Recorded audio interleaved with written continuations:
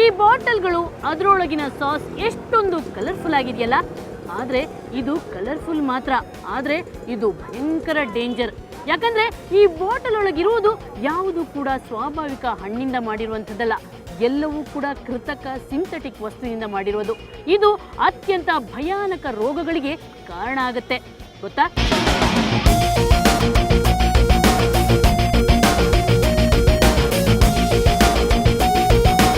ಸಾಂಘವಿ foods ಕತೆ ಹೀಗಾಯ್ತು. ಇದಕ್ಕಿಂತಲೂ ಭಯಾನಕವಾಗಿ sauce ತಯಾರಿಸೋ ಕಂಪನಿಗಳು ನಮ್ಮ ಬೆಂಗಳೂರಿನ ಮಾಗಡಿ ರಸ್ತೆಯಲ್ಲೇ ಇವೆ ಅನ್ನೋ ಮಾಹಿತಿ ಸಿಕ್ತು. ಅವುಗಳ ದರ್ಶನವನ್ನು ಮಾಡ್ಕೊಂಡು ಬರೋಣ ಅಂತ ಹೇಳಿ ನಮ್ಮ ತಂಡ ಮೊದಲು ಸೀಗೆಹಳ್ಳಿಗೆ ತೆರಳಿತು. ಆ ಹಳ್ಳಿಯ ಮಧ್ಯದಲ್ಲಿ ಒಂದು ಚಿಕ್ಕ ಬೋರ್ಡ್ ಹಾಕೊಂಡು ರೋಜಾ ಫುಡ್ಸ್ ಅನ್ನೋ ಕಂಪನಿ ಈ ಹಲ್ಕಾ ದಂಧೆಯನ್ನ ರಾಜಾರೋಷವಾಗಿ ಮಾಡುತ್ತಿದೆ.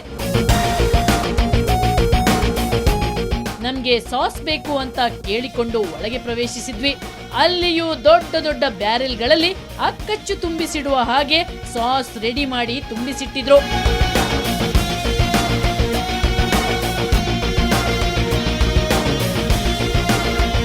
ಇವರು ಕೂಡ 1 ಲೀಟರ್ ಟೊಮೆಟೊ ಸಾಸ್ 18 ರಿಂದ 20 ರೂಪಾಯಿಗೆ ಕೊಡಲು ಸಿದ್ಧರಿದ್ರು. ಅಂದ್ರೆ ಇವರದ್ದು ಕೂಡ ಪ್ಯೂರ್ ನಕಲಿ ಸಾಸ್, ಹೆಸರು ಮಾತ್ರ ಸವಿರುಚಿ. ತಮಾಷೆ ಅಂದ್ರೆ ಈ ಕಂಪನಿಯಲ್ಲಿ ಎಷ್ಟೇ ಹುಡುಕಾಡಿದ್ರು ಒಂದೇ ಒಂದು ಟೊಮೆಟೊ ಆಗ್ಲಿ, ಮೆಣಸು, ಸೋಯಾ ಕಾಳಾಗ್ಲಿ ಸಿಗ್ಲಿಲ್ಲ. ಬರೀ ಕೆಮಿಕಲ್ ಬಳಸಿ ಸಾಸ್ ತಯಾರಿಸಿ ಜನರ ಪ್ರಾಣದ ಜೊತೆ ಚೆಲ್ಲಾಟ ಆಡುತ್ತಿದ್ದಾರೆ.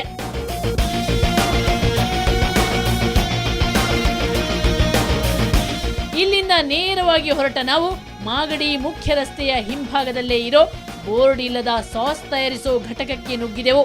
ಅಲ್ಲಿ ನಾವು ಕಂಡ ದೃಶ್ಯ ನಮ್ಮ ಕಣ್ಣಿನಿಂದಲೇ ನಂಬಲು ಸಾಧ್ಯವಾಗಲಿಲ್ಲ. ನಾವು ಸಾಸ್ ತಯಾರಿಸುವ ಒಂದು ಕಂಪನಿಯಲ್ಲಿ ಇದ್ದೀವಿ. ಇದರೊಳಗೆ ನೀವು ನೋಡ್ತಿರ್ಬೋದು ಟೊಮೆಟೊ ಸಾಸ್ ತಯಾರು ಮಾಡ್ತಿರುವಂಥದ್ದಿದೆ, ಅದೇ ರೀತಿ ವಿನೆಗರ್ ಇದೆ. ಇಲ್ಲಿ ಒಂದು ನೀವು ಕಲರ್ನ ಟಬ್ ನೋಡ್ಬೋದು, ಯಾವ ರೀತಿ ಕೊಳಕು ವಾತಾವರಣದಲ್ಲಿ ಟಬ್ ಮಾಡ್ತಿದ್ದಾರೆ ಅಂತ.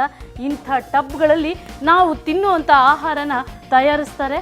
ಇದು ನೋಡಿ, ಇದು ಟೊಮೆಟೊ ಪ್ಯೂರಿ. ಟೊಮೆಟೊ ಪ್ಯೂರಿ ಎಷ್ಟು ಕೆಟ್ಟದಾಗಿದೆಯಾ, ಅದನ್ನು ತೊಳೆದು ಎಷ್ಟು ದಿನ ಆಯ್ತೇನೋ. ಇಂಥ ದೊಡ್ಡ ದೊಡ್ಡ ಕಡಾಯಿಯಲ್ಲಿ ಇವರು ಟೊಮೆಟೊ ಸಾಸನ್ನು ಮಾಡ್ತಾರೆ. ಮತ್ತು ಇದಕ್ಕೆ ಬಳಸುವಂಥ ಮುಖ್ಯ ಕಚ್ಚಾ ಪದಾರ್ಥ ಏನು ಅಂತ ನೀವು ನೋಡ್ಬೋದು. ನೋಡಿ ಇಲ್ಲಿ ಮೈಸ್ ಸ್ಟಾರ್ಚ್ ಅಂತ, ಅಂದರೆ ಜೋಳದ ಪುಡಿಯನ್ನು ಹಾಕಿ ಇವರು ಮೈದಾ ಇದನ್ನು ತಯಾರಿಸ್ತಾರೆ ಮುಖ್ಯವಾಗಿ. ಅದೇ ರೀತಿ ಮೈದಾ ಹಾಕ್ತಾರೆ, ಇಂಥ ಕೆಮಿಕಲ್ಗಳನ್ನು ಹಾಕ್ತಾರೆ. ಸೋಡಿಯಂ ಬೋನೋಸೈಡ್ ಅನ್ನುವಂಥದ್ದು. ಇಲ್ಲಿ ಮೈದಾ ಹಿಟ್ಟನ್ನು ನೋಡ್ಬೋದು ನೀವು. ಇಲ್ಲಿ ನೀವು ಮೈದಾ ಹಿಟ್ಟು ನೋಡಿ, ಇಂಥ ಗೋಧಿ ಹಿಟ್ಟು, ಮೈದಾ ಹಿಟ್ಟು ಎಲ್ಲನೂ ಬಳಸ್ತಾರೆ. ಅಂದರೆ ಒಟ್ಟಾರೆ ಒಂದು ತಿನ್ನೋ ಆಹಾರ ತಯಾರಿಸುವಂತಹ ಒಂದು ವಾತಾವರಣ ಹೇಗಿದೆ ಅನ್ನೋದನ್ನು ನೀವೇ ನೋಡ್ಬೋದು. ನೋಡಿ, ಇದು ಏನೊಂದು ಆಹಾರ ಉತ್ಪಾದನೆ ಮಾಡಬೇಕಾಗಿ ಅವರು ಯಾವ ರೀತಿ ಒಂದು ಗುಣಮಟ್ಟನ ಕಾಯ್ದುಕೊಳ್ಬೇಕು ಅಂಥದ್ದು ಯಾವುದೂ ಇಲ್ಲಿ ಇಲ್ಲ. ಒಂದು ಸಣ್ಣ ಗೋಡೌನ್ಗಳಲ್ಲಿ ನಾವು ಇಷ್ಟಪಟ್ಟು ತಿನ್ನುವಂಥ ಒಂದು ಸಾಸನ್ನು ಬಳಸ್ತಾರೆ. ನೀವು ಇದು ನೋಡ್ಬೋದು ನೋಡಿ, ಇಲ್ಲಿ ಈ ಬಾಟಲ್ಗಳು ಇದನ್ನು ತೊಳಿತಾರೋ ಇಲ್ವೋ ಅಂಥದ್ದು ಏನೂ ಗೊತ್ತಿಲ್ಲ. ಈ ರೀತಿ ಮೂಟೆಗಟ್ತಾರೆ. ಅಂದರೆ ಈ ಗುಜರಿಯವರು ತಂದು ಬಿಡುವಂಥ ಈ ಬಾಟಲ್ಗಳನ್ನು ಬಳಸ್ಕೊಂಡು ಅದನ್ನು ಕ್ಲೀನು ಮಾಡ್ತಾರೆ ಇಲ್ವೋ ಅಂತ ಗೊತ್ತಿಲ್ಲ. ಅತ್ಯಂತ ಕೆಟ್ಟ ವಾತಾವರಣದಲ್ಲಿ ಈ ಒಂದು ವಿನೆಗರ್ ಆಗಲಿ, ಸಾಸ್ ಆಗಲಿ ಅಥವಾ ಚಿಲ್ಲಿ ಸಾಸ್ ಆಗಲಿ ತಯಾರಿಸ್ತಾರೆ. ಗ್ರಾಹಕರ ಪ್ರಾಣದ ಜೊತೆಗೆ ಆಟ ಆಡ್ತಾರೆ.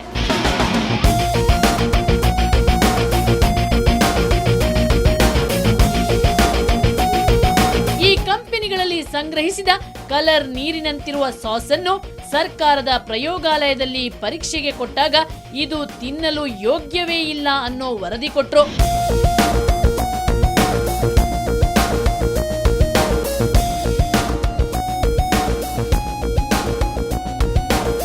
ಎಂಥ ಕಚಡ ಕೆಲಸ ಮಾಡ್ತಿದ್ದಾರೆ ನೋಡಿ.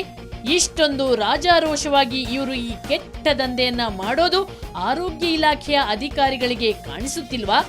ಫುಡ್ ಇನ್ಸ್ಪೆಕ್ಟರ್ ಏನ್ ನಿದ್ದೆ ಮಾಡ್ತಿದ್ದಾರಾ? ಅಲ್ಲ, ಇವರು ಲಂಚ ತಿಂದು ಕೊಬ್ಬಿ ಹೋಗಿದ್ದಾರಾ? ಪ್ರತಿದಿನ ಇಂಥ ಟನ್ಗಟ್ಲೆ ವಿಷಯುಕ್ತ ಆಹಾರಗಳು ಉತ್ಪಾದನೆಯಾಗುತ್ತಿದೆ. ಈ ಬಗ್ಗೆ ಮಾಧ್ಯಮಗಳು ಬೆಳಕು ಚೆಲ್ಲುತ್ತಲೇ ಇವೆ, ಸಾಕ್ಷಿಯನ್ನು ಒದಗಿಸುತ್ತಿವೆ. ಆದ್ರೆ ಲಜ್ಜೆಗೆಟ್ಟ ಸರ್ಕಾರ, ಲಂಚಬಾಕ ಅಧಿಕಾರಿಗಳು ತಮಗೇನೂ ಸಂಬಂಧ ಇಲ್ಲ ಅನ್ನುವಂತೆ ವರ್ತಿಸುತ್ತಿದ್ದಾರೆ. ನೋಡಿದ್ರ ಕಲರ್ಫುಲ್ ಸಾಸ್ನ ಕರಾಳ ಮುಖನ? ನಿಮ್ಗೆ ಅನ್ಸಿರ್ಬಹುದು ಯಾಕೆ ಈ ಕವರ್ ಸ್ಟೋರಿ ತಂಡದವರು ಯಾವಾಗಲೂ ಕಲಬೆರಕೆ ಆಹಾರದ ಹಿಂದೆ ಬಿದ್ದಿರ್ತಾರಲ್ಲ ಅಂತ. ಯಾಕಂದ್ರೆ ನಮಗೆ ನಿಮ್ಮ ಆರೋಗ್ಯದ ಬಗ್ಗೆ ಕಾಳಜಿ ಇದೆ. ಈ ಕಲಬೆರಕೆ ಆಹಾರ ದಂಧೆ ಇದೆಯಲ್ಲ, ಯಾವ ಸ್ಮಗ್ಲಿಂಗ್ಗಿಂತಲೂ ಕಡಿಮೆ ಇಲ್ಲ.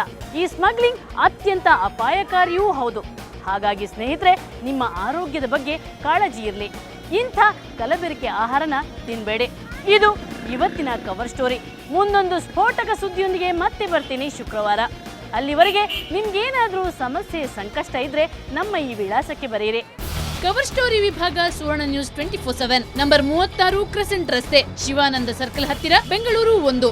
ನಮ್ಮ ಇಮೇಲ್ ವಿಳಾಸ coverstory@suvarnanews.in. ನೇರ, ದಿಟ್ಟ, ನಿರಂತರ ಸುದ್ದಿಗಾಗಿ ನೋಡ್ತಾರೆ ಸುವರ್ಣ ನ್ಯೂಸ್ 24/7.